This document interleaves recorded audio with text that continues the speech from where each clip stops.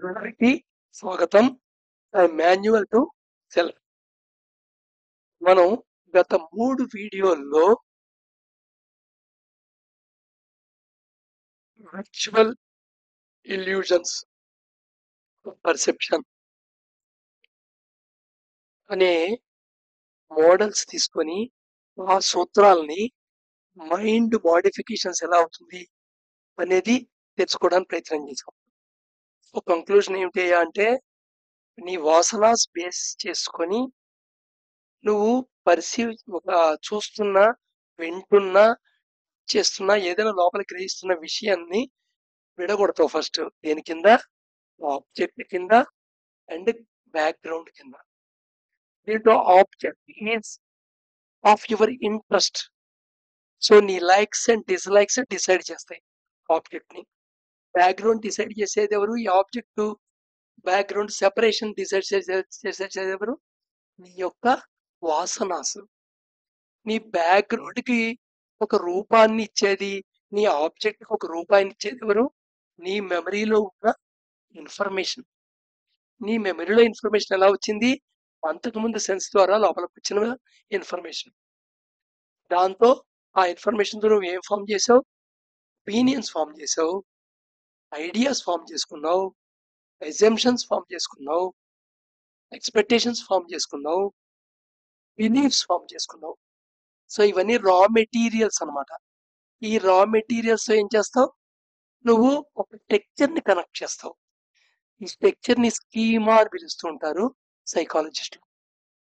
ఈ స్ట్రక్చర్ కి ఎంత దగ్గరగా ఉంది, నువ్వు మళ్ళా ఫ్రెష్ గా వస్తున్న ఇన్ఫర్మేషన్, ఫ్రెష్ గా లోపల వస్తున్న ఇన్ఫర్మేషన్ ఎంత దగ్గరగా ఉంది, ఎంత దూరంగా ఉంది, ఎంత డీవియేషన్, ఎంత మోడిఫికేషన్ నువ్వు ఎలా చేస్తావు, ఎంత వేరియన్స్ ఉంది అనే దాని మీద బట్టి నీ యొక్క అండర్స్టాండింగ్ ఆధారపడింది అక్కడ.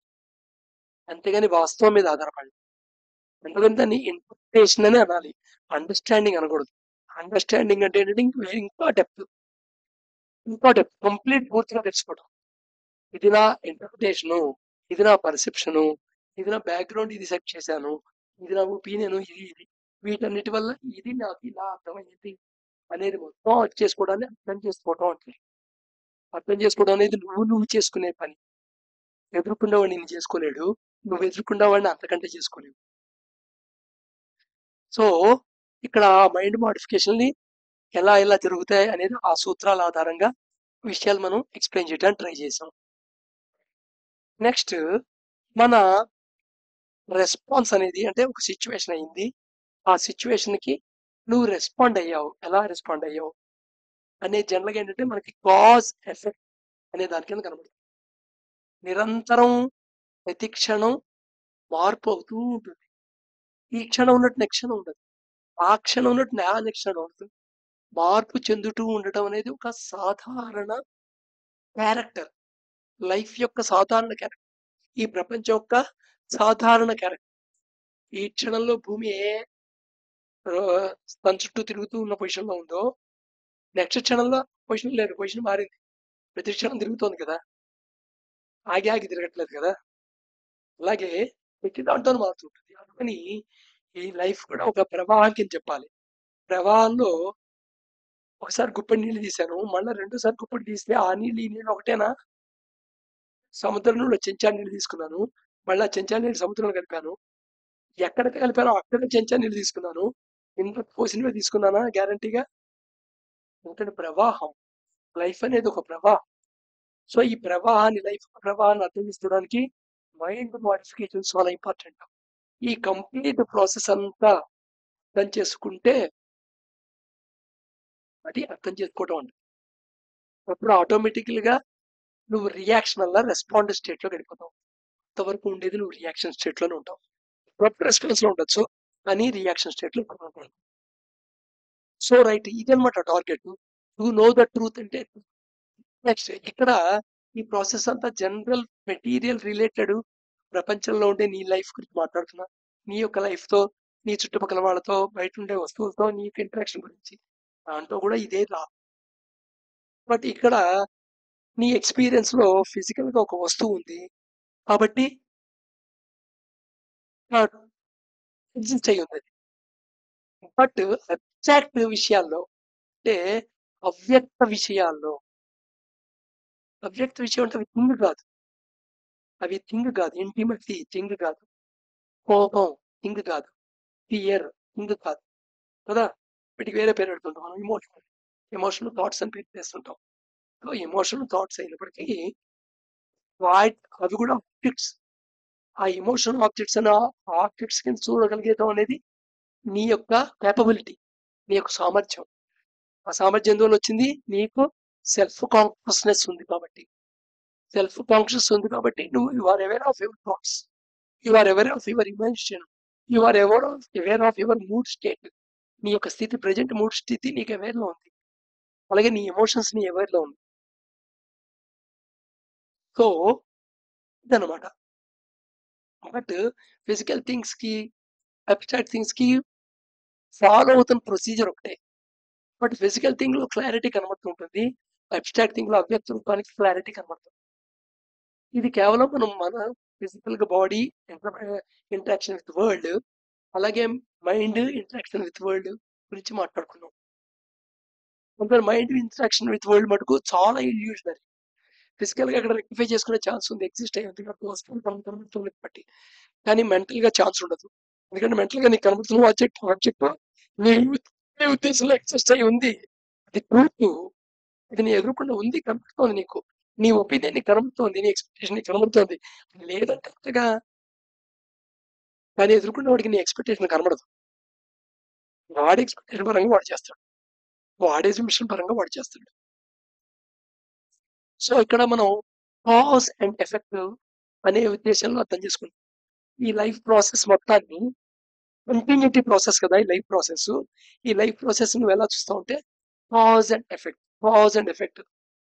ఏ వల్ల బి జరిగింది, బి వల్ల సి జరిగింది, సి వల్ల డి జరిగింది, డి వల్ల ఈ జరిగింది, ఈ వల్ల ఎఫ్ జరిగింది, అలాగా.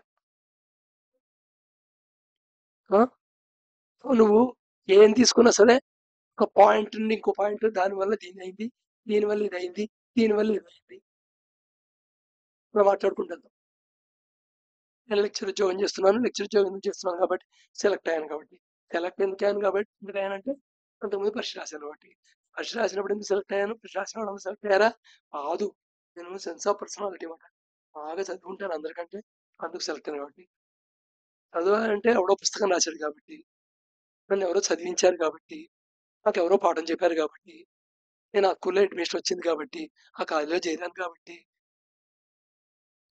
మా ఊరికి వెళ్ళాను కాబట్టి, మా వాళ్ళు చదివించారు కాబట్టి, అసలు నేను ఇప్పుడు పెరిగాను కాబట్టి, అంతకుముందు ఇంటర్మీడియట్ పాస్ అయ్యాను కాబట్టి డిగ్రీలో చేరాను, డిగ్రీ పాస్ అయ్యాను కాబట్టి పీజీలో చేరాను, అంతకుముందు 10th పాస్ అయ్యాను కాబట్టి. 10th ముందు ఏముంది, 9th పాస్ అయ్యాను కాబట్టి 10లోకి వచ్చాను, 8th పాస్ అయ్యాను కాబట్టి 9లోకి వచ్చాను. 1వ క్లాస్లో స్కూల్లో చేర్చారు కాబట్టి స్కూల్లో చేరాను, పెరిగాను, పాటలు వచ్చాయి, చదువుకోవాలి వీడు అనుకున్నారు కాబట్టి స్కూల్లో చేర్చారు.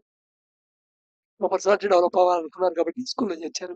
నేను తెలుసుకోవాలనుకున్నాను కాబట్టి, ప్రపంచం నాకు నేర్పాలనుకుంది కాబట్టి ప్రాసెస్ ఎంత అయింది. అసలు ఎంతటికి నేను పుట్టాను కాబట్టి కారణం. సో ఇదంతా ఏంటంటే cause and effect, cause and effect. గమ్మత్ ఏంటంటే cause effect two different things కాదు. ప్రతి cause effect, effect next effect కి కాజ్. సో దేని వల్ల జరిగింది అనే ఎఫెక్ట్ కి క్వశ్చన్ వేస్తే కాజ్ కనబడుతుంది, అదర్వైజ్ కాజ్ లేదు. ఉన్నదంతా ఎఫెక్ట్. ప్రతి క్షణం గోయింగ్ ఆన్, ఒక మార్పుగా జరిగిపోతుంది. ఈ ప్రపంచం అంతా ఒక మార్పు జరిగిపోతుంది. ఈ సృష్టి, యూనివర్స్, ఈ విశ్వం అంతా ఒక స్టేట్ ఆఫ్ పొజిషన్ నుండి ఇంకో స్టేట్ ఆఫ్ పొజిషన్ ఇక్కడ మారుతుంది. ఇంకా చెప్పాలంటే సైక్లింగ్ అవుతుంది. ఒక స్టేట్ ఆఫ్ పొజిషన్ నుండి మొదలై ఒక స్టేట్ ఆఫ్ పొజిషన్కి వెళ్ళింది అనగానే అయితే స్టార్టింగ్ ఏంటి అనే డౌట్ వస్తుంది. స్టార్టింగ్ అనేది ఎవడో కనుక్కొని చెప్పిన తర్వాత ఆలోచిద్దాంలే అనుకుంటాం. ఒకవేళ ఎవడైనా కనుక్కొని ఏం చెప్పినా అది నిజమా కాదా అనేది నీ పర్సెప్షన్ కాదు కదా. నీ ఇష్టం అయితే నమ్ముతావు, నీ ఒపీనియన్ కి, నీ ఫ్రేమ్వర్క్ కి వాల్యూ అయితే దాన్ని ఒప్పుకుంటావు, లేకపోతే ఒప్పుకోవు. సో రైట్, ఈ cause and effect, cause and effect నిజానికి సైకిల్ గా ఉంటుంది. ఎందుకని సైకిల్? అది కాజ్ లేదు అక్కడ. అంతకుముందు ఎఫెక్ట్ ని తర్వాత ఎఫెక్ట్‌తో కాన్సిక్వెన్షియల్ ఎఫెక్ట్‌తో చూసి అది కాజ్ కింద చెప్తున్నాం. దీంట్లో ఏది కాజు? నేను పుట్టానది కూడా కాజ్ కాదు. నేను పుట్టడానికి ఇంకో కాజ్ కనబడుతుంది ఎఫెక్ట్ కింద. దానికి మా అమ్మగారికి పెళ్ళయింది కాబట్టి నేను అన్నారు. అసలు వాళ్ళకెందుకు పెళ్ళయిందండి? అలాగా cause effect, cause effect, cause effect తీసుకుంటే సైకిల్‌లో నిజంగా ఎఫెక్ట్సే ఉన్నాయి. అంటే ఎక్స్‌పీరియన్సెసే ఉన్నాయి. ఎఫెక్ట్ అనేది ఏమిటి? నువ్వు ఎక్స్‌పీరియన్స్ అయిన విషయం. సో, ఈ విశ్వంలో అంతా ఎఫెక్టే ఉంది. సైకిల్ అవుతుందన్నమాట. ఒక సైక్లింగ్‌గా ఉందన్నమాట. అందుకనే షూటింగ్ వీడియోస్‌లో ఈ విశ్వం అంతా ఏదో ఒక స్థితికి వెళ్తున్నట్టుగా అనిపిస్తుంది. సో, దాంట్లో 2 పాయింట్ల కింద డినోట్ చేశాం. ఒకటేంటంటే అద్భుతంగా ఉన్నది. జెనిత్. ఇంకోటి వరస్ట్‌గా ఉన్నది. నాదిర్. నాదిర్. సో, ఈ విశ్వం అంతా జెనిత్ నుండి నాదిర్‌కి, నాదిర్ నుండి జెనిత్‌కి, జెనిత్ నుండి నాదిర్‌కి, నాదిర్ నుంచి జెనిత్‌కి ఇలా ఎవల్యూషన్, రివల్యూషన్ అవుతూ ఉంటుంది. అంటే జెనిత్ నుండి నాదిర్‌కి వస్తుంటే దీన్ని ఇవల్యూషన్ అంటారు. నాదిర్ నుండి జెనిత్‌కి వెళ్తుంటే దాన్ని ఎవల్యూషన్ అంటారు. సో, దీని గురించి ఇంకా డీటెయిల్‌గా ఒక ఫ్రేమ్‌వర్క్‌లో తర్వాత వీడియోలో తెలుసుకుందాం. ప్రస్తుతానికి కాజ్ అండ్ ఎఫెక్ట్ దగ్గరికెళ్దాం. So, cause and effect linear కాదు. మనం సర్కిల్. కానీ నువ్వు లీనియర్‌గా చూస్తున్నావు దాన్ని. ఇప్పుడు కాజ్ అండ్ ఎఫెక్ట్‌లో ఏ కాజ్‌తో ఏ ఎఫెక్ట్ వచ్చిందంటే ఏం చెప్పను? ఇది క్వెషన్ ఎలా ఉంటుందచ్చు? గుడ్డు ముందా? గోధుమ పెట్ట ముందా? మరి దీని పరిష్కారం రేపు చూద్దాం.